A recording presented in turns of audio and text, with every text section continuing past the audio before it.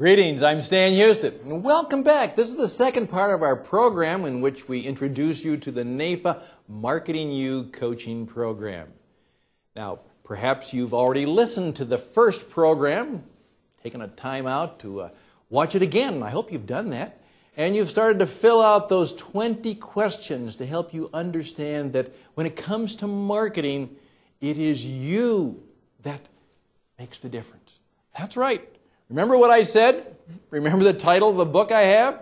When it comes to marketing and selling financial products and services, again, you make the difference. It is you, the life you live, the performance you give, what you become. Because again, remember, people don't buy companies or products and services as much as they buy you. Got that? People buy you. Now, that's what our first part was all about. And I want to just kind of help you remember that so that we can get in now to a kind of an assessment, not just of our life with those questions to find out how focused we are, but now let's get into the actual marketing that you might be doing now. And again, what we're trying to do is to get you involved in our coaching program. And one of the best ways to do that, as I oftentimes will teach you, is don't describe what you do, seek to demonstrate how good you are. So in these two 20-minute programs, we're trying not only to help you and guide you and be valuable to you, but demonstrate to you how we might help you. And that's what it's all about. Please be prepared always to help people, to help other people. Because when helping other people, that's how you attract them and how they become a part of the membership of people you have.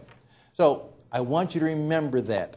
Now, let's just go through some of those things we talked about before. The marketing life is based on how you treat other people. It's being one of the 3%.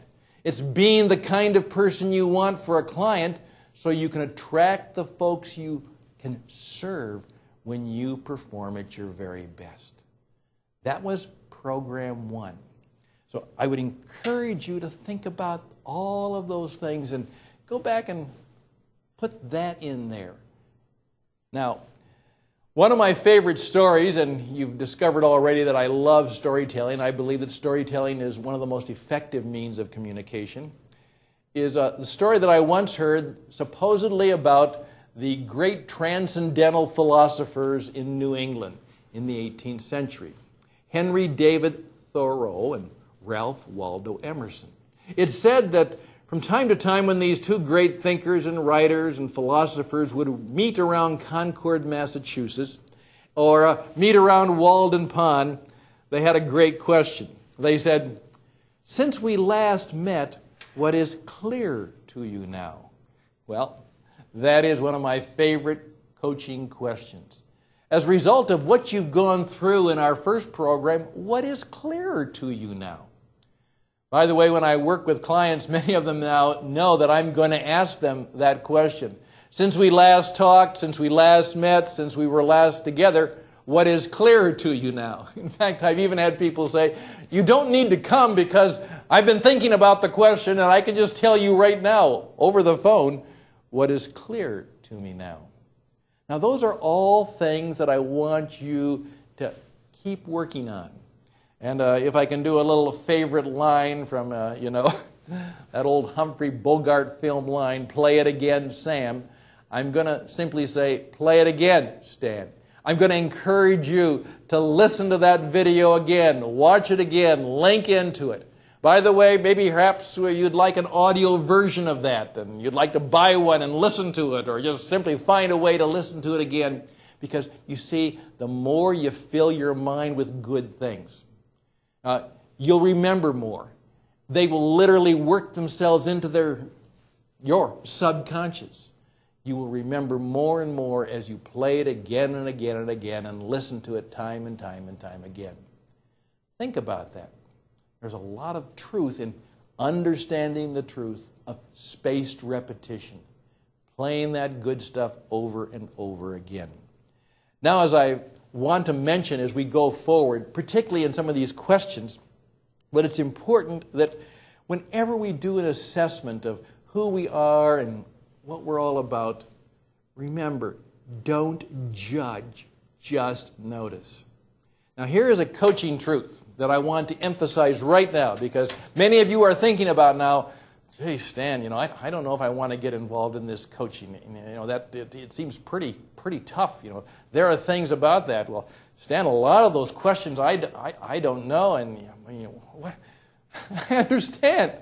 A lot of the questions I don't know, but I'm working at it together. And what I mean by don't judge yourself, just notice. That's a key. People who are successful have a high sense of awareness, but they do not blame themselves. Oh, that was a terrible golf shot.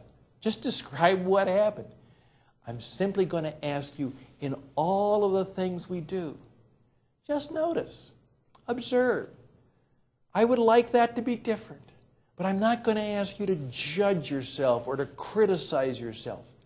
I don't do that, not as a coach. And you shouldn't do that when you work with others. We're in the business of helping people, again, becoming one of the successful, select 3%. We're trying to become the kind of people who treat other people as the most important person in the world. We're trying to become the kind of person we'd love to have for a client so that we can stop prospecting and start attracting those people we want in life. We want to become and live a marketing life that is reflective of the kind of business we are and the business we do. As I say, ultimately, again, people buy you. So don't judge, just notice and say, that's how I'd like to get better or how I'd like to improve. And as we go through these questions now, particularly about the present marketing plan you have in place, again, say, just notice.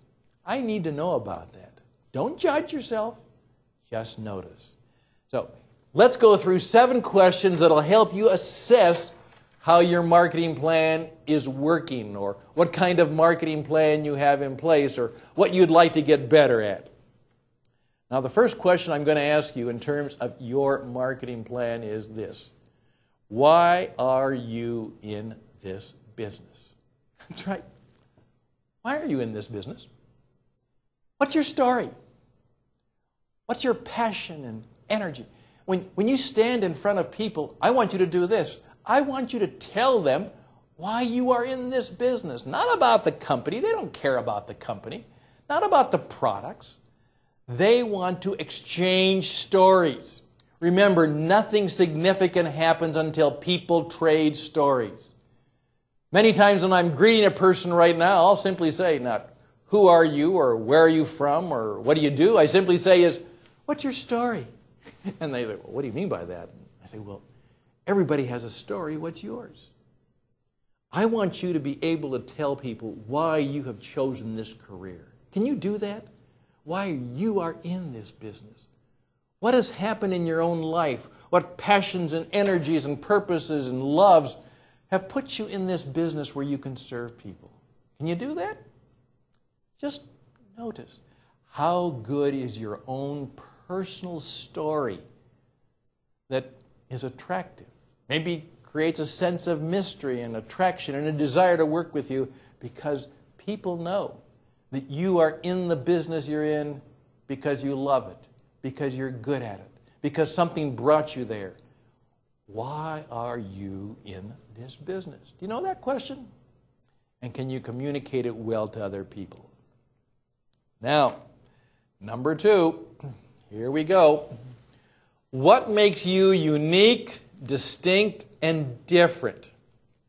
Now, let's face it. In the business we're in, everything is becoming a commodity. To many people, the companies all sound alike, and they just put them all together. All of those products out there, and they realize, I could buy it from anybody. Why should I buy it from you? Do you know why people should, as I say, buy from you? What makes you unique, distinct, and different from all the other people out there who are doing what you do or attempting to do what you do? Are you clear about that? Can you communicate that well? Can you speak it with power, passion, intensity, and energy? What makes you unique, distinct, and different? Think about that. You know what they are? You know what it is? Again, don't judge. Just notice how focused and how well you know the answer to question number 2. All right? Now, this goes back to something I asked you, particularly in the program on the marketing life. What are you very good at? A fellow coach, Dan Sullivan, tells people, what's your unique ability? He says, delegate everything but your genius. And I've learned from Coach Dan. And here's the point, is I have to discover what I'm really good at in my life. And I'm good at it in helping clients achieve their goals. What is that great, unique ability? That thing that you do very, very well. It's part of your uniqueness, part of your distinction, and you're different, but you're really good at it. You are one of the best in what you do. Now, I'm going to ask you to aspire to be the best, to be one of the best. The world does not need more mediocrity. Lord knows it has enough mediocrity. What drives you? What leads you? What gives you great intensity and passion? What are you? In the industry and the work you do, what are you very good at in helping clients achieve their goals? You see, goal setting is not just about your goals and being one of the 3%. It's about helping your clients become one of the 3%, the people you work with, your colleagues, helping all of us grow and get better and achieve goals together. So, question 3, what are you very good at in helping clients achieve their goals? Now, who is that client? Number 4, describe your ideal client. Who do you want to work with? Do you know? Do you want to work with just anybody? Now, this is very, very important for you to figure out because that is going to drive our entire marketing efforts. It also is going to drive a little bit about, remember, who you are, because you're going to try and become the kind of person that attracts those kind of people, the kind of person who brings those people into their life, who can work with those kind of people. If you want to work with highly successful, motivated, entrepreneurial people, you may have to be just like them. So describe your ideal client. I'm going to ask you to really think about that because that's going to help us in our marketing plan. How focused are you in understanding who is your ideal client? Now, what performances do you give to attract and bring in clients you want? A number of years ago, I read a book that influenced me a great deal. It was called The Millionaire Mind, and it was based on a following book before that called The Millionaire Next Door. Perhaps you've heard about it. Tom Stanley and William Danko went into the world and they tried to figure out, when it comes to those people who are millionaires, the affluent, the wealthy, what are some of the things that really are important in their life? And they discovered that if you wanted to sell people in, quote, the affluent market, they had a very interesting statement. I remember thinking about it. They said, those kind of people, you cannot just sell them and then serve them. You have to serve them in order to sell them. That's how you reach people in the affluent market. I get that. I understood that, but then I asked this question. Why don't I do that for everybody? Why don't I actually serve people first in order to sell them? So, I asked the question, what performances? Now, this could be seminars, workshops, consultations. You can make that term performance a variety of things. What performances do you give to attract the kind of people you want? How do you actually serve people before you sell them? part of hopefully the demonstration of these two little 20-minute programs is I haven't sold you on the NAIFA coaching program yet. But in order to sell you, I want to serve you. I want to demonstrate how good I am. I want to help you and guide you. That even if you walked away without buying, I would have been helpful to you. Now, you may not be doing a TV program, but maybe you are. You may not be doing a seminar. Maybe you are. I don't know. Maybe you haven't written a book. Maybe you have written a book. What performances do you give to attract and bring in clients you want? Or are you just out there trying to find them? Which leads to the next question. All right? How do you presently seek to find, attract, and gain new clients? How do you do that? Now, you can't just dial for dollars anymore. The do not call list, the way the world works, you just can't do what they used to do years ago. Okay, let's work the phone book and let's cold call people and see if we can get an appointment. That kind of marketing or that kind of advertising makes it very, very difficult today. As I point out, dead tree marketing is dead. A letter, a flyer, newspaper doesn't work nearly as well. Just calling people who, quote, are a name, I don't know. Maybe you just bug people that you run into or try to connect with people that you've connected with. Just ask, how do you presently seek to find, attract, and gain new clients? I'm just asking. What is it? Well, question number 7 is very simple. Show me your stuff. Not the company stuff. Not the brochures provided by the company or the products. What's your stuff? What do you have that truly markets you and demonstrates your wisdom and insight and your personality and your energy and your integrity? What stuff do you have? I don't know. But I'd like you to show it to me, because part of the ways that we can help you in our coaching program is we can give you an assessment of just how effective or how you might be able to improve your stuff. All right? So those are just some notice questions about your present marketing plan. Now, some of you are saying, Stan, I really need some help. We all do. In fact, right now, even though I have been marketing myself very effectively for many years, and I've got many of these things in place, I'm going through a reassessment. Times have changed. The technology has changed. Here we are in front of a high-def internet TV show, something that would have been totally impossible just a few years ago. There's all kinds of changes that all of us have to make in how we market ourselves today.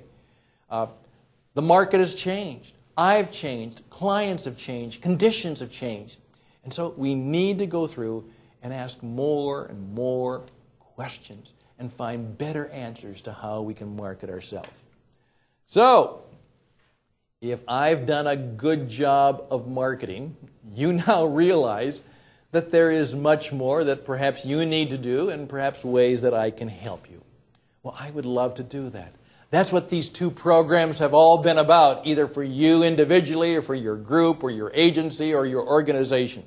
We'd love to come in and help you with a Marketing You Coaching Experience program. And we're so grateful that NAIFA National has really endorsed our program. So I just encourage you right now to go and call my friend Paula, who's the marketing director for the PTM Group. You can reach her at paula@ptmgroup.com, ptmgroup.com. She'll help you in any way. You can call us at 1-888-786-5786. We'll love to help you in that way, whatever we can do to get you going on your own Marketing You coaching program. There we are. That's the end of the show. Thank you for your time. Thank you for your energy. Thank you for giving a consideration to how you can make things go well for you in the future. And I just close by simply saying I do wish you all the best. May it go well for you, And I hope that we can work together and meet again in the Coaching Experience NAIFA Marketing You program. All the best and blessings. Until we meet in person, bye for now.